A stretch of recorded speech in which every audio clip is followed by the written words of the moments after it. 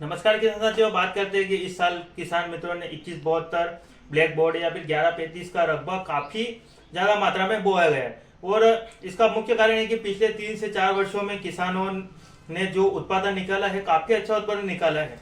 बात करें कि पिछले वर्ष 1135 एमपी में बात करें तो कुछ किसान मित्रों के प्लॉट खराब भी हो गए थे क्योंकि उनमें कुछ रोग आ गए थे।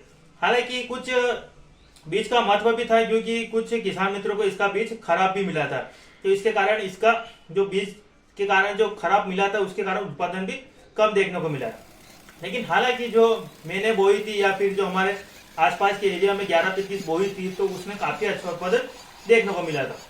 तो इस बार बात करें तो बड़नगर मंडी या फिर रतलाम मंडी, उज्जैन मंडी, इनों में 1135 और 2172 की काफी अच्छी डिमांड रही और 7 से 8 हजार के भाव में किसान मित्रों ने इनका बीज लिया है। और ब्लैक बोर्ड भी किसानों ने काफी अच्छी रुचि देखी है और इस वेरायटी को इस बार किसानों ने लगाए। और प्रतापगढ़ मंडी की बात करें तो 1135 उस इलाके में मिलना मुश्किल हो गया था, तो एमपी के किसानों से उन किसान मित्रों ने उस बीज को लिया है। बात करें तो इन वेरायटियों की इतनी अच्छी डिमांड हो गई, इसका मुख्य कारण ये भी था कि उत्पादन अच्छा था। लेकिन जो 40 से 50% या फिर 50 से 60% तक आप देख सकते हैं कि कुछ इन किसान मित्र है जो इन्होंने पहली बार इन वेरायटियों को लगाया है।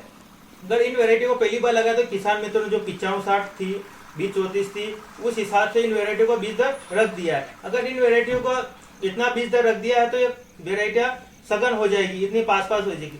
तो बात करें तो और कुछ किसान मित्रों ने इन वेरायटियों को जो चिद्दी है या फिर बोले तो बहुत दूर दूर इनकी बीज दर कम रख दी है। इसका मुख्य कारण रहा है पानी का। पानी इस बार जो है जो सूखा तो रहने ही नहीं दे रहा है, मतलब कि जैसे ही पानी गिरता है उस किसान मित्र बुआई करने जाता फिर पानी गिर जाता है।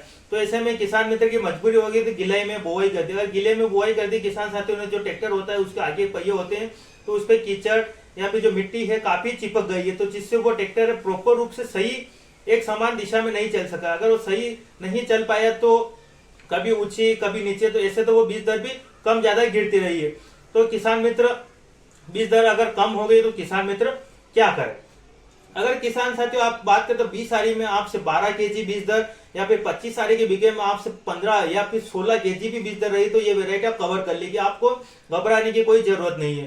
तो इन वेरायटी ये फैलने वाली वेरायटियां होती है। अगर इन वेरायटियों को इतनी ही बीज दर अगर प्रॉपर गिरी तो ये वेरायटी आपको अच्छा उत्पादन देखने को मिलेगा।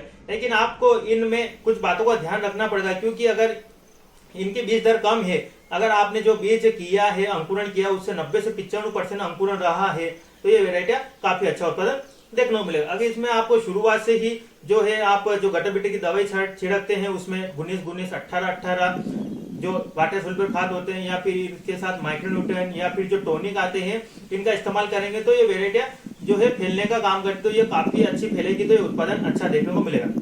बात करें तो पिछले साल हमारे एक किसान मित्र ने 25 आरी के बीघे में बात करें तो 13 केजी जो ब्लैक बोर्ड की बीज दर रख दी थी। अगर 13 केजी बीज दर रख दी तो आप सोचेंगे उस किसान मित्र का तो जो बीज जो उसके बाद बुआई के बाद उसने पौधे देखे तो उसका दिमाग तो पूरी तरह से सुन हो गया था, क्योंकि किसान मित्र यही फोन लगाकर बोल रहा था कि मैं तो इस सोयाबीन को सकाई करूंगा। लेकिन हम कुछ ज्यादा देरी हो गई थे तो उस किसान मित्र को हमने ये ट्रीटमेंट बताया, तो उस हिसाब से उससे बात करें तो उसका उत्पादन 4 कुंटल के आसपास उस वेरायटी ने उत्पादन दिया है। क्योंकि उसकी जो बीज दर कम तो थी लेकिन उस वेरायटी में टॉनिक जो है नाइट्रोजन वाले खाद है इनका काफी ज्यादा रोल लिया गया, तो उससे उस वेरायटी ने फैलना चालू कर दिया। अगर वो वेरायटी फैल गई तो उसके बाद उसमें फली भी काफी अच्छी देखने को मिली है। बात करें तो अगर इसमें पोषक तत्व की कमी नहीं होगी तो ये वेरायटियां काफी अच्छी देखने को मिलेगी। तो इसके साथ अगर कुछ किसान मित्रों ने बात करें तो इन वेरायटियों को जो 20 केजी, 25 केजी और 30 केजी तक इनका बीज दर रख दिया। अगर आपने ज्यादा बीज दर रख दी तो एक वेरायटियां फैलने वाली तो होते तो बड़ी होकर आड़ी गिर जाएगी। अगर ये आड़ी गिर जाएगी तो आपको उत्पादन कम देखने को मिलेगा। तो अगर ये उत्पादन कम देखने को मिलेगा तो ये वेरायटी आपको घाटा देगी और किसान मित्र फिर वेरायटी को दोष देंगे कि ये वेरायटी उत्पादन नहीं देती है। तो ऐसी स्थिति में क्या करें। अब इसका सही बीज दर की बात करें तो आप 20 सारी के बीघे में जो है 16 केजी और 25 सारी के बीघे में 18 से 20 केजी रखेंगे तो ये वेरायटियां जो है काफी अच्छा उत्पादन देखने को मिलेगी। इन वेरायटियों को जो इन तीनों वेरायटियों है ये फैलने वाली वेरायटियां होती है। मालवा में कहावत भी होती है कि जो आंगना होता है जो पास पास होती है वो राखी अच्छी करते हैं और जो दूर दूर होते हैं वो दीपावली अच्छी करते हैं। इसका हमारे बुजुर्गों ने बताया कि जिसके पास पास सोयाबीन होती है तो वो सोयाबीन खेत भरा हुआ दिखता है तो उसको लगता है कि राखी के आसपास की हमारी सोयाबीन तो काफी अच्छी खड़ी है। अगर जो दीपावली के आसपास है अगर किसान साथी देखते हैं तो उसका उत्पादन अच्छा निकलता है, क्योंकि जो प्रॉपर रूप से दूर दूर लगी होती है तो उसका उत्पादन अच्छा देखने को मिलता है। लेकिन उसको राखी पे ऐसा लगता है कि मेरे खेत में तो सोयाबीन बहुत चिद्दी है। तो इन वेराइटियों की हाइट भी काफी अच्छी होती है। तो ये वेराइटियां जो है इसे आप इन वेराइटियों में नाइट्रोजन का उपयोग न करें अगर आपकी बीज दर ज्यादा रहेगी। तो अगर बात करें तो हम 27 से 28 दिन बाद पीजीआर का उपयोग कर सकते हैं। आप पीजीआर का उपयोग फूल आने से पहले 8 से 10 दिन पहले पीजीआर का उपयोग कर, अन्यथा आपके फूल ड्रॉप भी हो सकते हैं। आप इसमें माइक्रोन्यूट्रिएंट या फिर जिब्रेलिक एसिड वाले खाद दवाइयों का उपयोग न करें। आप थोड़ा रोकना चाहते हैं तो आप हल्की खरपतवार का उपयोग कर सकते हैं, खरपतवार नाशक का।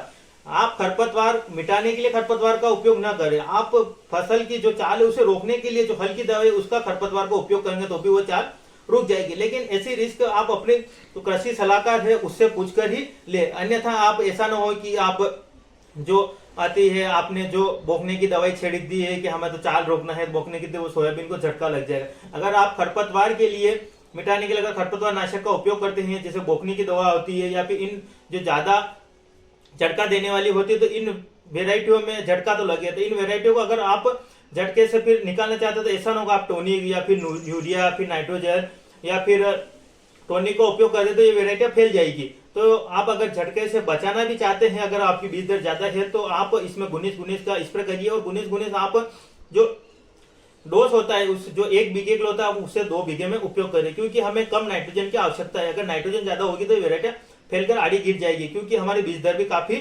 पास पास है।